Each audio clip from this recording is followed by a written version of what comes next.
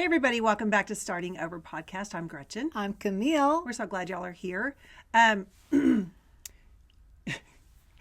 like we're going to talk about some serious subject and have Guns N' Roses on my chest. Well, that's a serious band. I think that was pretty serious back in the day, right? It is. Yeah. Okay, so we've been talking about on these series at Starting Over is really about kind of gaining control, even like your book is reframing your life. So kind of gaining control over your power in your life. But have you ever wondered, like, how do I recognize what my power is? Yeah, and do I even have power, and how do I use it? Yeah. And I think everyone has power.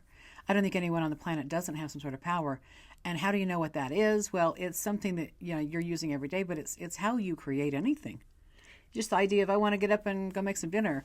You're sourced by that sort of thought. You're making something happen on your own volition, on your own power. Yeah, and so whether you realize you're creating or not, we actually are. Just our thoughts alone are creating at all time. So I'm going to show this analogy. In the beginning, and if you don't believe in God, whatever you believe in, I don't care what this word is, right? Okay, but there was just one God, and God created everything. And as He was creating, He's still God, but there's two pieces here. And then He creates some more, and it just keeps going. Well, that means He is in everything. So He is in everything. That means we are creating with Him. Yes. So our power is actually in ourselves because He is in there. Yeah. Well, and I think creation. Look, if you have a brain, you are able to create something. Sure. You have an intention. You can see it. You have a vision of it. As simple as getting up, reading a book, or getting up and doing anything. That means you have your own power. But you're right. I think it's the intention and creation is really what power really is. And I feel like sometimes, at least in some of the religions that I've been in, it's almost like you don't think that you have power because you think that it's God's will for you, and your job is to figure out what that will is and give up your power to that. And whatever that will is means that's your trajectory of life. That's what you're meant to do, and you don't get a say. Right. But that's not what's happening. So what's happening is when you have co-creative powers within you, so you have God in you, you create and He helps it deliver. Yeah. Right? And so whatever you want to dream, you actually have the power to bring it to you when you line up with it. As we've talked about the prayer emoji, God, us, we line up with it, and that's how things start coming. Mm-hmm. Yeah, I like that. When we coach people, we do talk about getting in alignment, because I believe, my personal belief is everyone is built for a purpose. We all have a calling. So we're here for some reason. And I think people, when they start seeking some sort of answer, they want to discover who they really are, like what's natural for them. And when we work with people, it's like, what lights you up? What are you doing when you're doing it that it just lights you up? You just know that you're built for this, like you love it, whether it's arranging flowers or cooking or racing, but it somehow it just lights you up spiritually. And when you're doing it, you just lose all track of time. Painting. My daughter's an artist. Yeah. She can draw for hours. Her arms are killing her. She still wants to draw. That kind of thing. But I think that we all have that kind of energy inside of us, and so we're built for a purpose. We're all here for a reason. Sometimes I think what happens too is you just go about life, Mm-hmm. especially when you get in the mode, you're married and then you have children and you're just in that raising kid mode. Mm-hmm. And then sometimes, things happen. I mean, our nation is 50-50 on divorce, right? So maybe you find yourself divorced, and then you have to figure out, well, wait a second, what do I really want to do? Instead of along the whole journey of your life is you get to create whatever you want to do all the time. And it doesn't necessarily mean like you're moving to another state or you're creating a career. It could be anything. I want to learn how to paint, or I'm going to start exercising. I've never done that. Whatever it is, you get to do it. But one of the things that Kimile and I talk about all the time is whatever you think about today is actually what you're creating for tomorrow. Mm-hmm. Because the universe only knows right now. Yeah. So when you focus on your now, even if it hasn't happened, you're almost like tricking your mind, saying, thank you so much for whatever you're trying to bring. Thank you so much for me winning the lottery. Whatever it is, you're actually creating that to come, for your tomorrow. Well, and are we unconsciously doing that or consciously doing it, right? Because if you're unconsciously creating and manifesting, and again, we all are. Sure. Our unconscious mind's always active. Our conscious mind, hopefully, we're active in.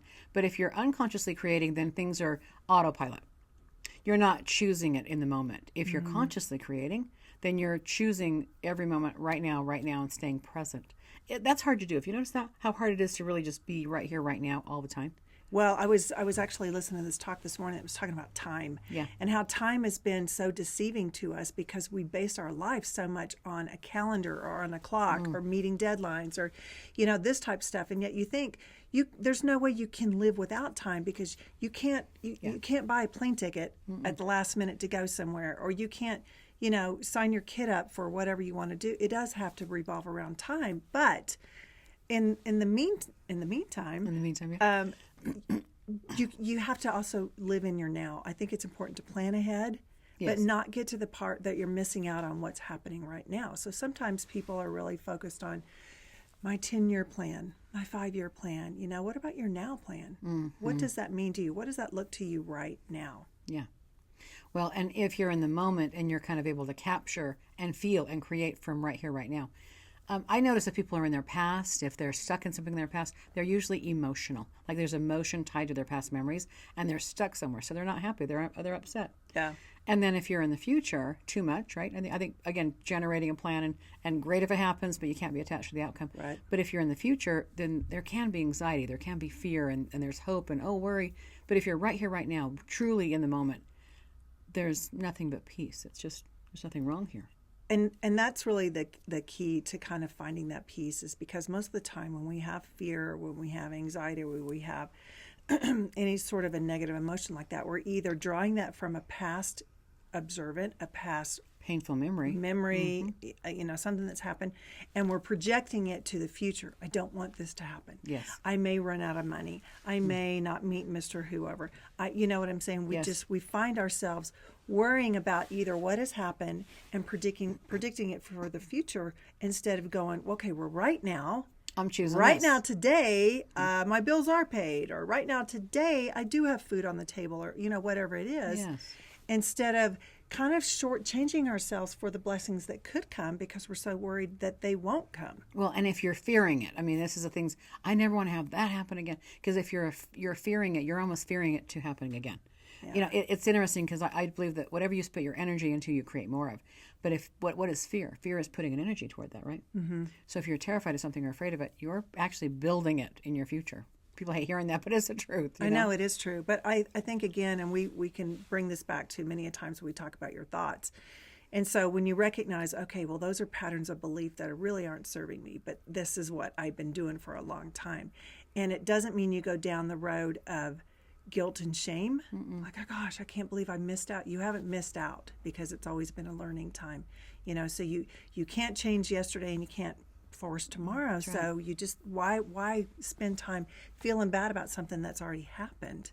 Yeah. That's already happened. And so when you get to a place that you realize, wait a second, my creative powers are right here, right now, and I got some help. It's not a matter of me trying to figure it all out. Yeah. Where's the big white grease board in heaven that says, this is what you're supposed to do, and here's the steps, and we got to somehow figure out how do I find that grease board? Yeah. Doesn't work that way. No, and this is where I think every moment is a prime time to start over. Yeah, so really, I mean, the concept of starting over, y'all, in case you're just joining us, is at any moment, at any time. It doesn't have to be tomorrow. It can be right now. You don't like how you feel. You don't like a certain circumstance. You can start over through your thoughts. You may not be able to change the physical outcome, but you are the only one that has control over your feelings. Yeah. Absolutely. No one controls your mood. Yeah. No circumstance controls how you react. You are the only one. Yeah. There's, the gal I was telling you about that I listen to all the time. Her channel's called The Rosie Life. Yeah. And she made an analogy, and I thought, oh my gosh, I tried it instantly, and it worked. It was when you have, say, a fear, or when you have something that you're kind of dreading, or maybe you feel really bad about, instead of focusing on it, like, just send it love. Yeah. So if all of this is inside of you, which is, we know God is love, Buddha, whatever you want to call it, it's all love. And if you send that thing, love, it disperses it. Like it just takes all of that negativity away. I think so. And that to me is like, okay, well, there's a lesson in life right there. Yeah, that's right. There's a lesson in life, because when you send love, and I found that there's a certain time of day that I send you love. Aww, and I'm like, I wonder if Kimile, I wonder if she's feeling that. Thank you. I love that. Thanks. Yeah. But you did that when you got your cancer. Like, you loved it.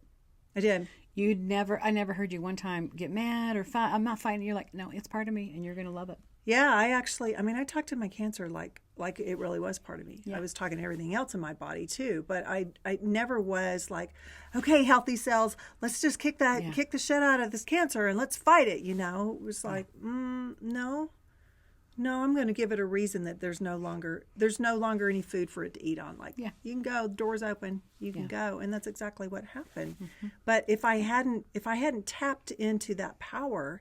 Yeah. That we're trying to talk about. If I hadn't realized, wait a second, I actually have the ability. Yes. I have the ability to think my way and feel my way to the outcome that I want. Yeah. And that's the power really of creating everything in your everyday. Well, I think that's choice. I think that what you're talking about is there's a moment. I think before you react, before you have that autopilot, there is a moment you can actually choose a different response. Absolutely.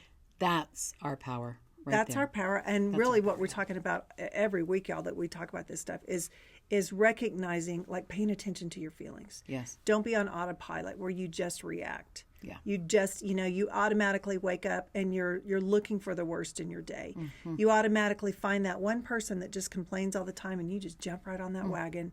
Those are those are easy fixes. Yeah. Those are easy fixes to walk away from. Because when you start taking inventory of how do you feel, if you're not feeling peace and love and joy and all of these characteristics that Christ was, that's your indicator. Well, then you're feeling something else, which probably isn't much fun, right? It's upset. You're upset.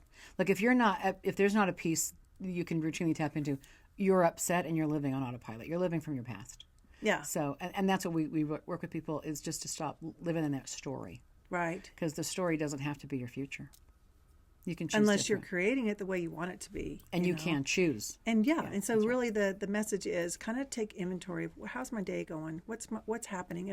Are the same things happening over and over again? If that's the case, just make a shift. Yes. Just make a shift in something. Yeah. Right? But don't ever think that you're stuck. Right. You're never just stuck. That's not the purpose of life, is to just make do. And realize, like, this is, even if you're in a relationship that's really shitty and you don't like it, you still have the ability to, like, send it love. Yeah. Or find, there's good in everybody, even the total jerks. There's something good in them. They have a great mom. Whatever. I like their toenail. I don't know. Well, and again, we live on our opinions, and so the facts are, what goes up will come down. That's gravity. That's always true. But we really do live on what we have an opinion. We make it mean something. And so if we're living on our opinions and we're not living on facts, that's also something we can take a look at, is how are we responding to our environment? We, again, have the choice. We do have choice on how we're going to respond or see it or perceive it, and then you can maybe shift how you're seeing it. What was that doctor you quoted all the time? Maybe it's not the problem, but it's how you see the problem. Mm-hmm. It was Dyer. It was Wayne Dyer. Oh, Wayne Dyer. Yeah. Yeah, that's right. Yeah. So when you have people come in as your clients here at your office, and you're trying to help them recognize, like, especially I think in situations with people in relationships, and one feels like they're afraid to have any power because they're afraid that that's going to mean that it's combative, or that's going to mean that there's no respect, or that's going to mean that there's, somebody's going to get their feelings hurt. How do you help them recognize, like, you can have a voice in your power, but still be in a kind, loving situation, even if that other person doesn't want to see it that way? Well, at some point you look and see how you're codependent, and if you're living on eggshells, if you're walking on eggshells, if you're just avoiding subjects to avoid some sort of fight, trust me, it's gonna catch up with you anyway. You're really unable to run from that. So at some point, when are you going to quit living a lie? So I point out that you're living a lie. You're pretending. You're posing, and is that authentic of you? And what are you really getting out of this? What are they getting out of this? So how fair is that truly? And when people start looking at, look, I'll tell you the biggest thing that it is. It's a quandary. People are stuck in a quandary. They're damned if they do, damned if they don't. I love my children. I hate my spouse. And that's a typical theme. So I don't want to fight with my spouse. I want to keep peace for my kids. But at what cost? Because at some point, those kids are going to be like you. They're going to stay in something they're not happy in. And so I just point out the truth is what I say. Yeah. And so the truth does tend to set us free. And I think, too, as we're navigating through life and stuff, when you recognize you actually have a feeling about something, kind of ask yourself, like, well, where is this coming from? Is it coming from a past memory? And is it serving me right now? Or is this person involved really the cause of this feeling? Mm-hmm. Or, is my boss, whatever that situation, kind of take some ownership on where is it coming from? Because if I'm still creating the same story based on former memories, that's not living in the now. No. That's taking along some baggage from the past. So that's living a life that you don't want to live because you're not authentic. Hey, we appreciate you guys being here. If you'd like to get a hold of Kimile and I, we would love to do some either one-on-one coaching with you. We do team training, we do corporate speaking, and we do motivational speaking as well. So just leave us a message here. We'll see you guys next time. Thanks, everybody. Thanks. Bye. Bye.